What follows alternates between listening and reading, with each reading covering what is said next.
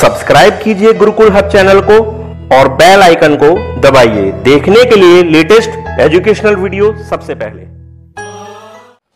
Hello guys, YouTube के Gurukul hub channel में आपका स्वागत है और आज हम पढ़ने वाले हैं अलजेब्रा का पार्ट 6।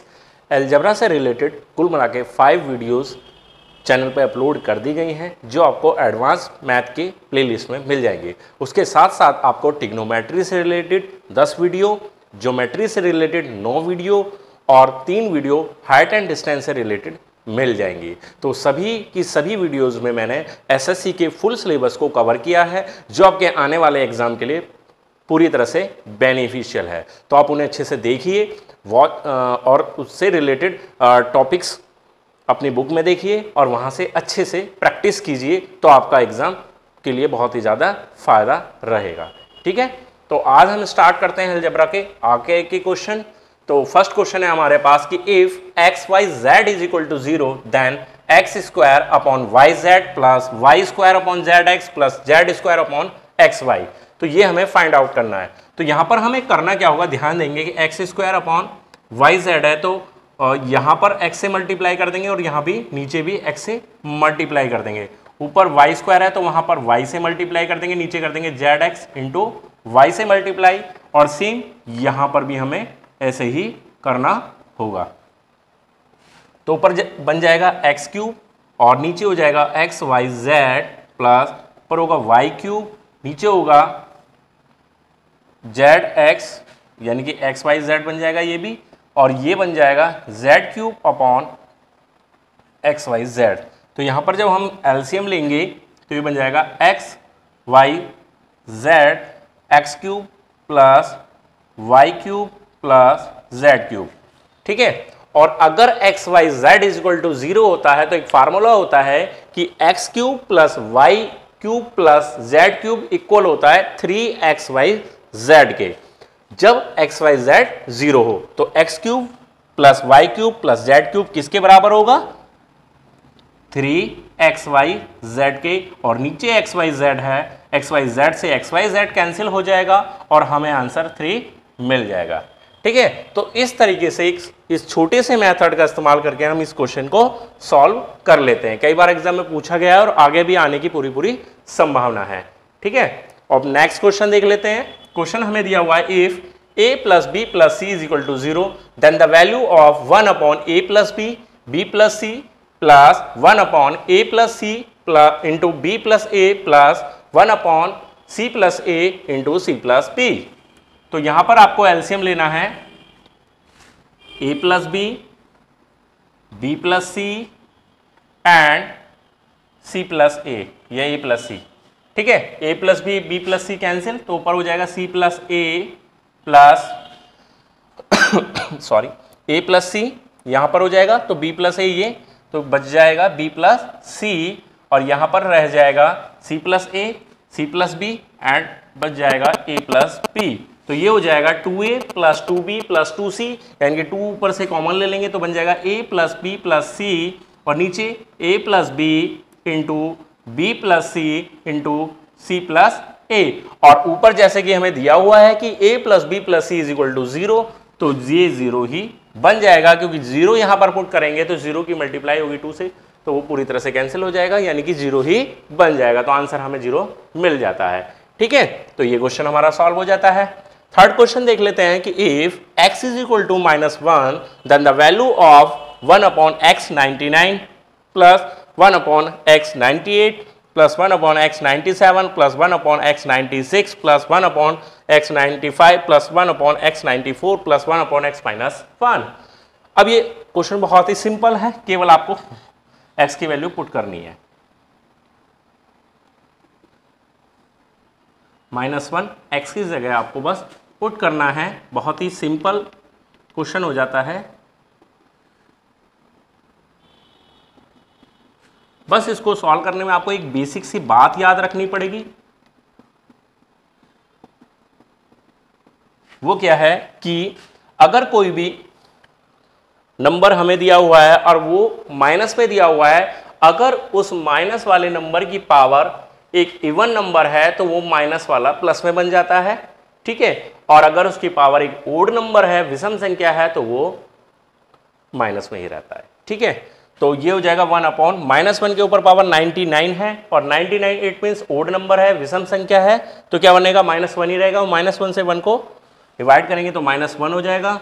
अब यहाँ पर इवन नंबर है, सम संख्या है, तो क्या हो जाएगा, ये प्लस में हो जाएगा, प्लस ही बाहर है तो ये रहेगा +1, यहाँ से -1, यहाँ पर +1, यहाँ पर -1, यहाँ पर +1, और -1 से 1 को करेंगे डिवाइड, -1 इस -1 से 1 कैंसिल हो जाएगा, -1 से 1 कैंसिल हो जाएगा, -1 से 1 कैंसिल हो जाएगा, -1 यानी कि हमारे पास जो आंसर मिल जाएगा लास्ट में वो बचेगा -2। तो इस तरीके से ये क्वेश्चन सॉल्व हो जाता है और हमें आंसर मिल जाता है -2। तो ये 3 क्वेश्चन हो गए। आगे के क्वेश्चन देख लेते हैं।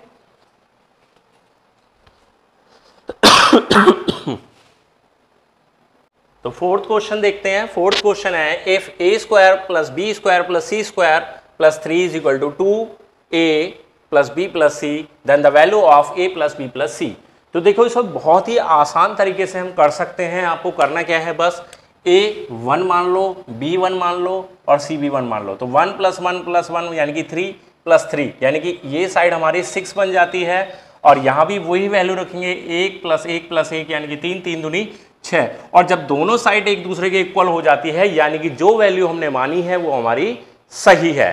तो यानी कि अगर a बराबर 1 है और b बराबर 1 है और c बराबर 1 है, तो यही a b c की वैल्यू आप यहां पुट कर देंगे 1 + 1 + 1, क्योंकि आपको ज्ञात करना है a + b + c, तो उसका आंसर हो जाएगा 3। तो इस तरीके से आप ऐसे इस आसान से मेथड से सॉल्व कर सकते हैं। बाकी अगर आप इसको डिटेल में भी करना चाहते हैं तो भी आप यहां से कर सकते हैं। दूसरा मेथड है कि a² प्लस यहां से 2a इधर आ जाएगा तो -2a हो जाएगा, और इस 3 के 3 हिस्से कर लेंगे 1 1 1, तो ये बन जाएगा +1। वैसे ही b² - 2b + 1 और सेम c² - 2c + 1, ठीक है।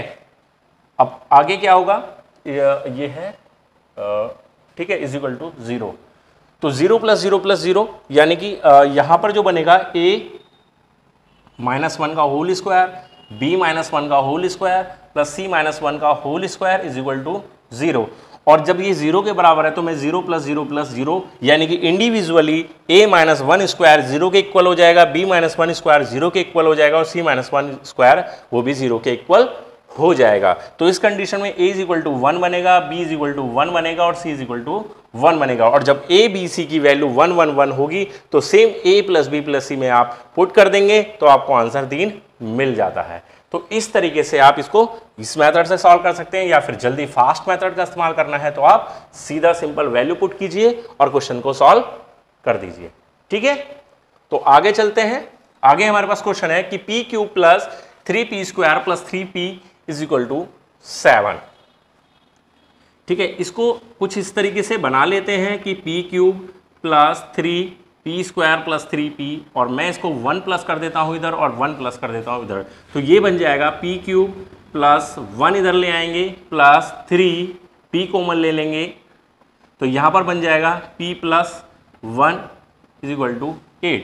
तो ये बन जाता है a³ + b³ + 3ab × a + b, यानी कि a + b का होल क्यूब बन जाता है। क्या बन जाएगा, p + 1 का होल क्यूब = 8, और 8 होता है, क्या होता है 8 2 का क्यूब, तो क्यूब से क्यूब कैंसिल, p + 1 आपको मिल जाएगा 2, ठीक। तो यहां पर p की वैल्यू बन जाती है 1। तो p की वैल्यू जब आपको 1 पता चल जाती है तो आप p की वैल्यू सीधे यहां पर पुट कीजिए, 1² + 2 × 1 यानी कि 1 + 2 की 1 में मल्टीप्लाई यानी कि 2 + 1 यानी कि 3 आंसर मिल जाता है। तो यहां भी आपका आंसर 3 आ जाता है, ठीक है। तो ये हमने 5वां क्वेश्चन सॉल्व किया। अब लास्ट क्वेश्चन देख लेते हैं, 6th क्वेश्चन। इसको करना बहुत आसान है, जैसे मैंने अभी यहां पर बताया था, x - 3² + y - 5² + z - 4² = 0। तो इंडिविजुअली ये सब 0 के बराबर हो जाएंगे, और जब इसको सॉल्व करेंगे तो x की वैल्यू बनेगी हमारे पास 3, y की वैल्यू 5 और z की वैल्यू 4, जैसे हमने यहां किया था। और सीधे सीधे आप इसकी वैल्यू यहां पुट करेंगे, x² यानी कि 3 का स्क्वायर 9 नीचे है, 5 का स्क्वायर यानी कि 25, 25 ही नीचे है, यहाँ पर हो जाता है 4 का स्क्वायर 16 और 16 ही नीचे है, तो 9 एकम 9, 25 एकम 25, 16 एकम 16, तो 1 + 1 + 1, तो गाइज इसका भी आंसर 3 आ जाता है। तो गाइज आज ज़्यादातर जितने भी क्वेश्चन हमने किए हैं ज़्यादातर शायद एक में 0 आया था, बाकी सभी क्वेश्चंस में 3 आंसर आया है। ठीक है, तो इस तरीके से आज मैंने आपको 6 क्वेश्चन बता दिए हैं जो आपके एग्जाम के लिए बहुत ही ज़्यादा बेनिफिशियल रहने वाले हैं। ठीक है, तो आप इनको अच्छे से तैयार कर लीजिए, इनसे संबंधित क्वेश्चन आपको अपनी बुक में मिल जाएंगे। ठीक है, तो ज़्यादा से ज़्यादा प्रैक्टिस कीजिए।